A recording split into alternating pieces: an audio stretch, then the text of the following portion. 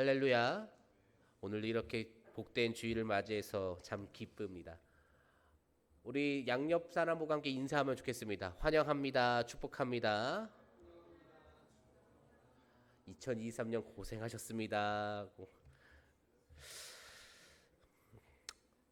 신자가 신앙생활을 하다 보면은 한 번쯤은 위기가 찾아오기 마련입니다. 사실 위기가 찾아온다고 말하기보다도 항상 위기 속에서 신앙생활을 하는 게 맞는 말인 것 같습니다. 믿음이 흔들립니다. 경건생활 정말 열심히 하는 것 같은 사람도 신앙이 흔들리는 것을 볼 수 있습니다. 정말 열심히 성경 읽고 새벽기도 저녁기도 다 깨워서 열심히 기도의 제단을 쌓는 사람도 잠깐 한눈을 팔면은 쌓아뒀던 그 믿음의 탑이 와르르 하고 무너지는데, 당초 그렇게까지 경건생활을 하지 않는 사람은 어떨까요? 그러한 사람은 사실 신앙이 무너진다기보다는 어쩌면 애당초 신앙이 없는 것이 아닌가 하는 고민을 하기도 합니다. 나는 이대로 살아도 되는 것인가? 나는 이렇게 교회를 다녀도 되는 걸까? 하는 그러한 고민을 오늘날의 많은 신자들이 고민을 하면서 살아갑니다. 여러분은 어떻습니까? 신앙생활 하면서 아무런 걱정 없이 신앙생활하고 계신가요? 만약에 그렇다면 그것도 그것대로 조금은 문제가 있을 것 같지만, 신자는 누구나 다 시험의 위기와 함께 합니다. 이 시험을 잘 이겨내기 위해서 우리가 무엇을 합니까? 열심히 말씀을 읽고 열심히 기도를 하며 나아갑니다. 어떤 기도를 해야 합니까?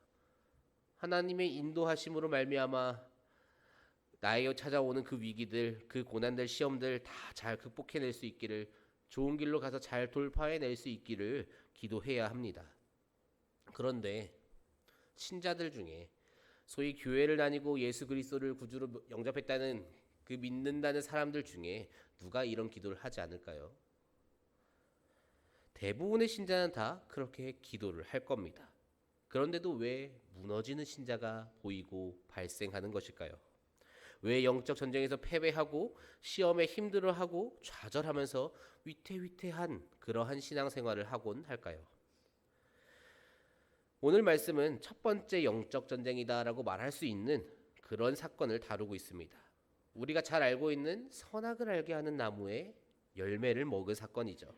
하나님께서 절대 먹지 말라고 명령하셨지만 뱀의 유혹으로 말미암아서 먹게 되는 그 사건, 죄가 들어온 이 사건, 오늘 우리는 이 말씀을 통해서 과연 악한 세력이 사용하는 전략이란 무엇이 있으며, 그리고 우리가 그 전쟁에서 승리하고 하나님의 뜻대로, 하나님이 원하시는 대로 아름답고 더 좋은 그러한 경건 생활을 하기 위해서는 어떻게 해야 하는가 함께 나누어 보는 그러한 시간이 되기를 소망합니다. 악한 세력이 마귀가 사용하는 그 기본 전략 중에 하나는 하나님의 은혜를 작아 보이게 만드는 것입니다. 뱀이 여자에게 묻습니다. 하나님이 참으로 너희에게 동산 모든 나무의 열매를 먹지 말라 하시더냐? 뱀이 여자에게 그렇게 물어봅니다. 이에 대해서 여자가 대답을 합니다. 그 내용이 본문 2절 말씀에 있었는데요. 우리 한번 2절 말씀은 짧으니까 함께 읽어보면 좋을 것 같습니다. 자, 시작. 여자가 뱀에게 말하되 동산 나무의 열매를 우리가 먹을 수 있으나. 아멘. 자, 여자의 대답이 어떻습니까? 동산 나무의 열매를 우리가 먹을 수 있으나. 아무 문제가 없어 보입니다. 얼핏 보면은 그렇게 보입니다. 그런데 본래 하나님께서 뭐라고 말씀하셨는가를 조금 살펴보면은 생각이 변합니다. 창세기 2장 16절에 하나님의 명령이 나옵니다. 여호와 하나님이 그 사람에게 명하여 이르시되 동산 각종 나무의 열매는 내가 임의로 먹되. 아멘. 이렇게만 보면 사실 별로 티가 안 나죠. 그래서 영어로 번역된 성경을 보면 어떻게 달라지는가를 한번 가져와 봤습니다. 다행히 우리 청년부 여러분은 영어를 잘 읽을 테니까. 자, 창세기 2장 16절에 하나님의 명령에 저렇게 쓰여 있습니다. 지금 나온 저 문구 해석하면 어떻게 됩니까? 너는 이 동산 모든 나무에서 나오는 나오는 것들을 자유롭게 먹어도 된다라는 것이죠. 선택권이 누구에게 있습니까? 그 인간에게 있습니다. 그가 먹든 말든 그가 선택하면 됩니다. 그런데 지금 이 여자의 대답은 이렇게 변합니다. 한번 넘겨주실래요? 여자의 대답은 조금 변화합니다. 어떻게 변화했습니까? 우리는 이 동산나무의 열매를 먹을 수도 있다라고 갑자기 아까까지만 해도 하나님께서는 절대적으로 무조건 먹어도 돼라고 하셨는데 조금 불확실성이 들어갔습니다. 하나님께서는 이들에게 아주 큰 은혜를 베푸셨습니다. 에덴에 있는 모든 나무의 열매 너희 마음대로 먹어라. 그런데 여자는 지금 그 은혜를 작게 만듭니다. 먹을 수도 있다는 불확실한 단어로 변경합니다. 사랑하는 청년부 여러분, 하나님의 은혜는 결코 작지 않습니다. 그런데 우리가 그 은혜를 작게 만들 때가 있어요. 그렇게 되면 어떻게 됩니까? 우리 안에서 하나님의 은혜는 요만큼 주시는, 하나님께서는 은혜라고는 요만큼 주시는 아주 째째한 하나님이 됩니다. 나는 기도를 이만큼 했고 나는 경건 생활을 이만큼 했는데 이에 대한 하나님의 보상은 겨우 요만한 은혜, 너무 째째한 하나님이 돼요. 그러다 보니 어떻게 생각을 해요? 내 기도에 응답하지 않으시는 하나님이 되어버립니다. 내가 열심히 기도를 해도 응답하지 않으시는 하나님, 내가 기도할 이유가 사라집니다. 우리는 이 오류를 조심해야 합니다. 지금 여자가 보인 축소의 오류 이 정도가 심한가요? 그렇게 별로 심하지 않습니다. 크게 뭐 떼낸 것도 없고요. 말을 안 한 것도 아니고요. 기억을 못한 것도 아닙니다. 아주 조금 변화했습니다. 그런데 어떤 결과를 미칩니까? 나에게 너무나도 은혜를 조금 주신 하나님이기 때문에 그러한 하나님으로부터 불순종하기로 마음을 먹게 됩니다. 사탄은 오늘날에도 이 전략을 사용합니다. 하나님께서 주신 은혜를 자꾸만 잊어버리게 만들어요. 작아지게 만듭니다. 그래서 하나님에 대한 감사와 사랑의 마음을 조금씩 줄여나갑니다. 그러다가 하나님에 대한 경외함이 아예 사라지고 하나님에 대한 사모함이 아예 사라졌을 때 그 발걸음이 교회로 향하지도 않게 됩니다. 그 마음이 하나님을 향하지 않습니다. 우리는 하나님께서 우리에게 주신 은혜가 무엇인지 기억해야 합니다. 그리고 기억하는 것으로 그치는 것이 아니라 감사함으로까지 나아가야 합니다. 하나님께서 우리에게 어떤 은혜를 주셨습니까? 사람마다 다 다르다고 대답을 하겠죠. 저는 이러한 은혜를 받았습니다. 저는 이러한 은혜를 받았습니다. 다 다르게 대답하겠지만 하나님께서 모든 사람에게 동일하게 허락하신 은혜가 있습니다. 예수 그리스도를 구주로 영접하는 자에게 구원이라는 은혜를 주십니다. 다른 모든 은혜를 다 더한다고 하더라도 그 이후에 받는 각자 기도를 구하고 각자 뭐 어떻게 하다 보니 하나님께서 은혜로 더해 주셨고 이렇게 주시는 모든 은혜를 다 더한다고 치더라도 예수 그리스도로 말미암아 얻게 된 이 구원이라는 은혜보다 커질 수가 없어요. 그렇기 때문에 우리는 이 구원 하나만으로도 하나님께 평생토록 감사하면서 살아가야 합니다. 그런데 우리의 삶의 구석구석에 역사하시는 그 하나님의 은혜로도 감사해야 하고 이 구원으로도 감사해야 하는 그러한 상황 속에서 하나님께서 주신 그 은혜에 대한 감사를 조금씩 잊어나갑니다. 하나님께서 주시는 그 은혜로부터 고개를 돌리면은 하나님으로부터 마음도 멀어지게 되어 있습니다. 은혜를 기억하시고 늘 감사함으로 살아가시기를 소망합니다. 우리가 이 사실을 잊는 순간 하나님께서 내게 이러한 은혜를 주셨지, 하나님께서 내게 이만큼 커다란 은혜를 주셨지라는 것을 잊는 그 순간에 악한 세력의 공격에 그 마음이 흔들리기 시작합니다. 그러다 보면은 이제 이 여자처럼 오늘 말씀에 등장하는 그들처럼 하나님의 말씀에 불순종하고 하나님에게 대적하는 그러한 일이 벌어지게 되는 것이죠.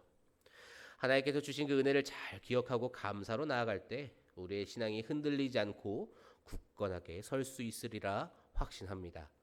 우리 그렇게 믿음을 지켜내시는 우리 청자모 되기를 소망합니다. 은혜를 작아지게 하는 전략을 사용하는가 하는 반면에 좀 반대되는 전략을 사용하기도 합니다. 하나님께서 주시는 어떠한 제약 같은 거, 가해지는 압박은 더욱더 커 보이게 만듭니다. 신앙생활을 하다 보면 우리도 종종 느낍니다. 신자로 살기 위해서, 거룩함을 지켜내기 위해서 우리가 포기해야 하는 것들이 발생하곤 합니다. 보다도 사실 포기해야 되는 것들이 너무나도 많습니다.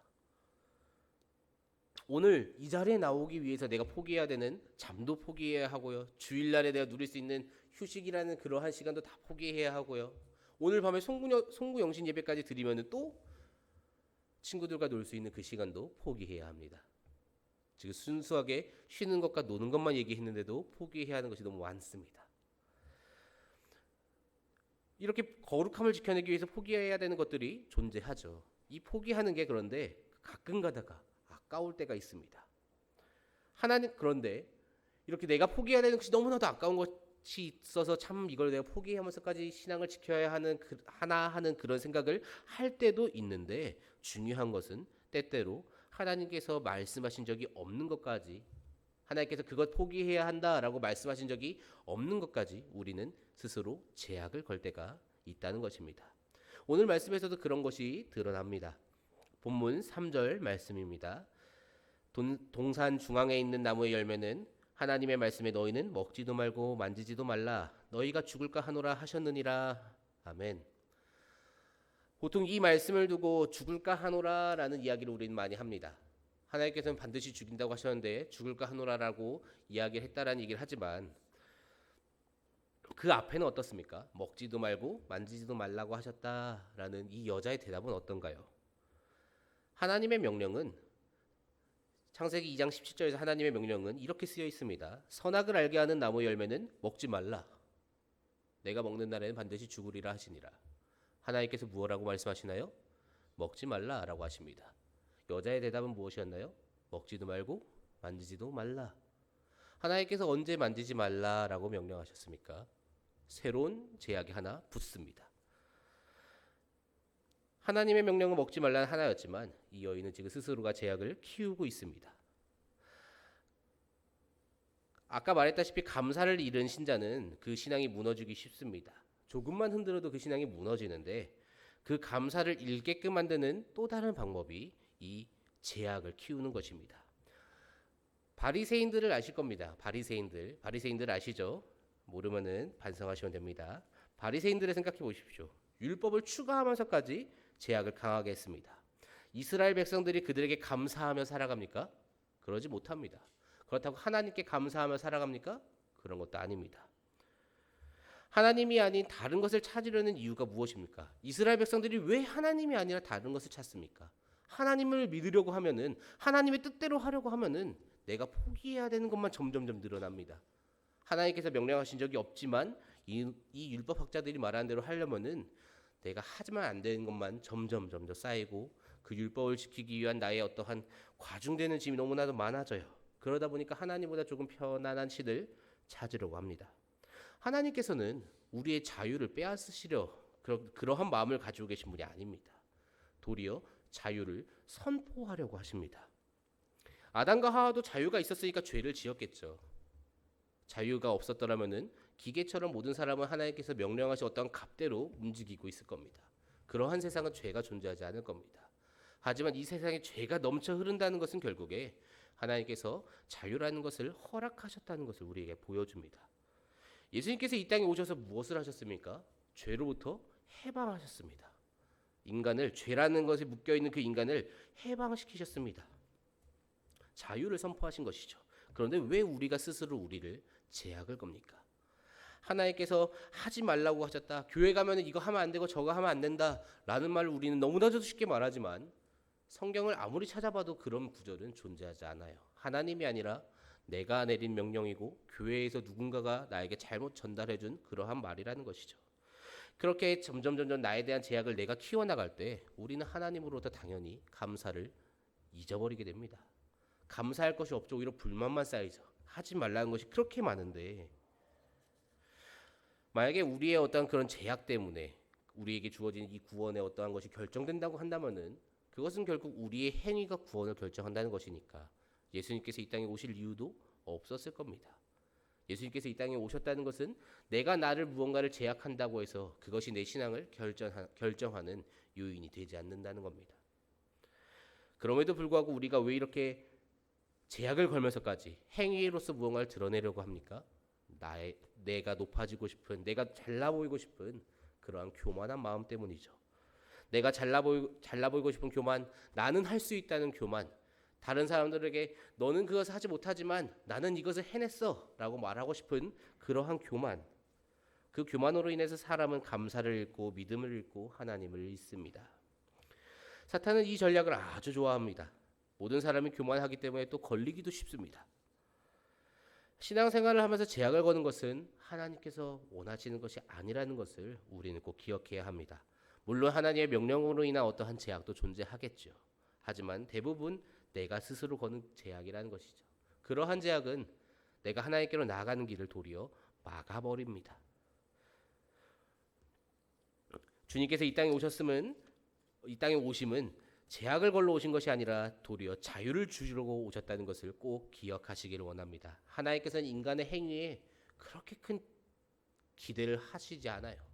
이미 충분히 인간은 하나님의 기대를 채워드리지 못했습니다. 하나님의 말씀을 내 마음대로 키워서 해석하는 것, 지금 이 여자가 보여준 이 오류, 축소의 오류도 문제가 있지만 확대의 오류 또한 분명히 문제입니다. 말씀에 쓰여져 있으면 그 말씀에 쓰여져 있는 대로 우리는 읽고 행동할 수 있어야 합니다. 그것을 내 마음대로 키우거나 내 마음대로 줄이거나 하는 그날이 우리가 시험에 무너지는 날입니다. 이것을 꼭 기억하시고 말씀을 볼 때 그리고 기도를 할 때 내가 신앙생활을 할 때 하나님께서 말씀하신 것과 조금이라도 다르다면은 한 번쯤은 의심해보고 말씀을 찾아보고 그렇게 결정하고 행동할 수 있는 그런 우리 청년부 되기를 소망합니다.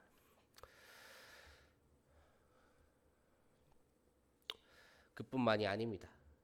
뱀이 사용한 전략이 한 가지 더 있죠. 애매한 것에 대해서 확실하게 말을 하는 것입니다. 뱀이 여자한테 이렇게 말을 하죠. 결코 너희가 죽지 않는다. 오히려 하나님과 같이 되어서 선악을 알게 될 것이다 라고 뱀이 이야기를 합니다. 하지만 하나님께서는 반드시 죽는다고 말씀하셨고 이 여인은 죽을까 하노라 라고 조금 죽을까? 라는 식으로 의문을 담아서 얘기를 했는데 뱀은 그 애매한 것에 바로 파고들어서 확실하게 말을 합니다. 안 죽어. 물론 이 여인이 그것을 원한다는 것을 알고 있었으니까 그렇게 말을 했겠죠. 그렇기 때문에 뱀을 두고서 간사하다고 얘기를 하겠지만 애매하게 알고 있는 이 부분에 대해서 잘못한 것을 유혹하는 것, 더 좋아 보이는 것으로 더 마음에 들어 할 만한 것으로 포장해서 말을 하고 유혹하는 것, 그것이 그들이 사용하는 전략 중에 하나입니다. 이러한 전략에 왜 당하는 것입니까? 이단들이 사용하는 전략을 생각해 보더라도 사실 이해하기가 쉽죠. 성경을 들이밉니다. 그런데 조금 다르게 들이밉니다. 그런데 그것을 당합니다. 아주 많은 사람들이 당합니다. 왜 당하는 것입니까? 성경에 대해서 알지 못하기 때문입니다. 성경을 모르고 하나님을 모르니까 이게 성경이고 이게 하나님이야 하면은 그렇구나 하고 당하는 것입니다. 결국 그런 일을 당하지 않기 위해서는 어떻게 해야 한다는 것인가요? 방법이 하나밖에 없습니다. 자기 자신이 성경을 잘 알고 있어야 합니다. 사랑하는 청년부 여러분, 신앙생활을 하면서 시험에 빠지지 않고 내가 힘들고 어렵게 신앙생활을 하고 싶지 않다면은 사실 방법은 되게 간단합니다. 말씀을 명확하게 알면 됩니다. 말씀도 명확하게 알면 되고요. 그리고 말씀을 명확하게 알면은 하나님을 명확하게 아는 것이니까 하나님도 명확하게 알면 됩니다. 말씀을 명확하게 알고 하나님을 명확하게 알면 나는 어떠한 존재인가라는 것도 명확하게 알 수 있습니다. 그리고 이렇게 세 가지를 알게 되면은 말씀을 알고 하나님을 알고 나를 알면은 흔들릴 방법이 없습니다. 신앙생활하면서 그 세 가지 외에 필요한 것이 없거든요. 그렇기 때문에 세 가지만 정확하게 알고 있으면은 흔들릴 수 있는 방법이 존재하지 않습니다. 그런데 내가 흔들린다는 것은 무엇입니까? 세 개 중에 무언가가 불완전하다는 것이겠죠. 신앙의 붕괴는 다른 곳에서 오지 않습니다. 나의 신앙이 애매할 때, 내 신앙이 애매할 때 그 신앙은 무너지는 것입니다. 본래 하나님 나라는 극과 극밖에 없어요. 영생을 얻거나 영원히 죽거나 의롭거나 악하거나 이 중간은 하나님 나라에 존재하지가 않습니다. 무슨 말입니까? 내가 만약에 온전히 믿는 것이 아니라면은 무슨 말이죠? 결국에는 믿지 않는다라는 것이죠. 신앙이 애매하니까 신앙이 흔들리는 겁니다라고 얘기를 했지만 그 말인즉슨 결국 믿지 못하니까 신앙이 흔들리는 것입니다. 이 악한 세력의 그러한 장난질에 더 이상 넘어가지 않기를 소망합니다. 그러기 위해서 하나님을 제대로 알아야겠죠. 하나님을 제대로 알기 위해서는 말씀을 제대로 알아야 하고, 그럼 말씀을 제대로 알기 위해서는 어떻게 해야 할까요? 말씀을 읽어야겠죠. 말씀을 읽어야겠죠. 이 성경 말씀을 읽지 않고는 말씀을 알 수가 없겠죠. 말씀을 묵상하는 것을 사모해야 합니다. 찾아 읽어야 해요. 내가 읽는 만큼 내 신앙을 지킬 수 있습니다. 내가 읽는 만큼 하나님을 알 수 있습니다. 내가 읽는 만큼 나에 대해서도 확실하게 알게 됩니다. 내가 어떤 존재이고 내가 정말 얼마나 악한 존재이기 때문에 나에게 반드시 예수 그리스도가 필요한지, 그리고 이 예수 그리스도가 누구인지, 그것은 여기서 제가 아무리 많이 얘기를 하더라도 여러분의 마음까지 전달되지 않아요. 여러분이 말씀을 펴고 그 말씀을 읽고 그 가운데 성령께서 역사하실 때 이제 그것이 나의 것이 되는 것이겠죠.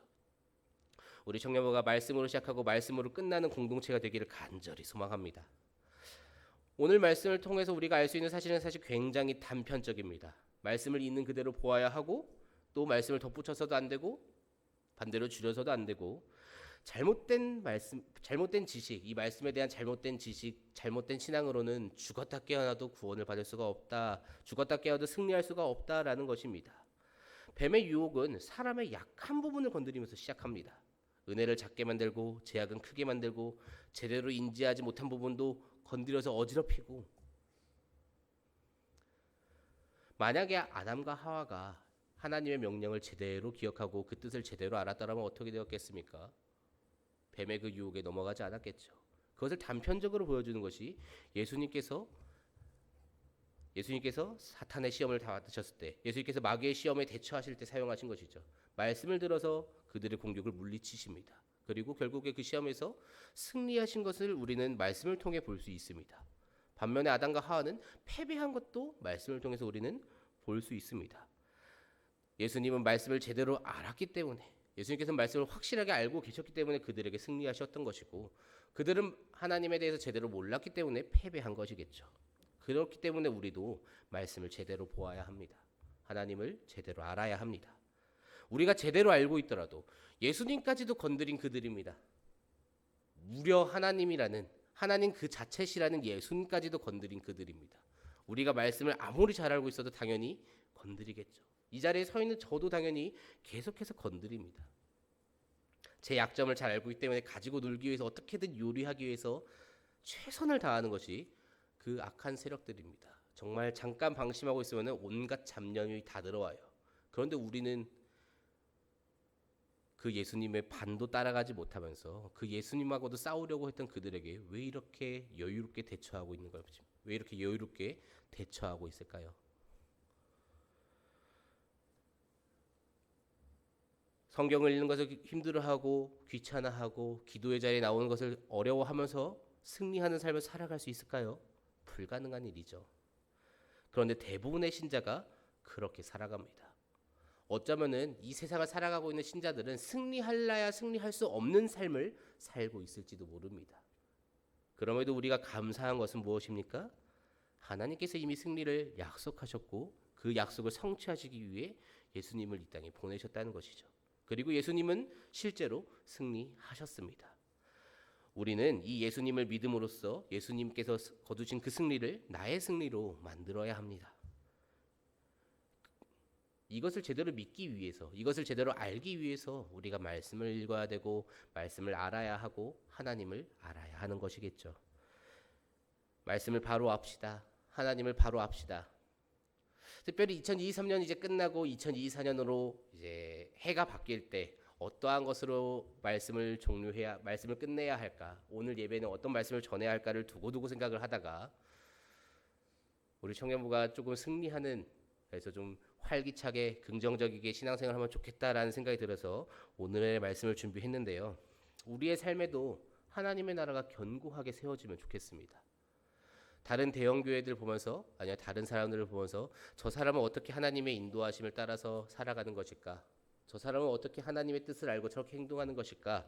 그것에 대해서 고민하거나 부러워하거나 하는 것이 아니라 이제는 우리가 그렇게 살아가면 좋겠습니다. 그러기 위해서 우리에게 필요한 것은, 우리 각자의 삶에 하나님의 그러한 역사가 일어나기 위해 우리 꼭 필요한 것은 내가 하나님을 알아야 하나님의 인도하심을 따라가겠죠. 하나님께서 오른쪽으로 가자라고 하셨는데 난 이게 하나님의 음성인지 누구의 음성인지 몰라요. 그거 어떻게 해야 합니까? 가만히 있어야겠죠. 그러한 사람에게 어떻게 하나님께서 인도하실까요?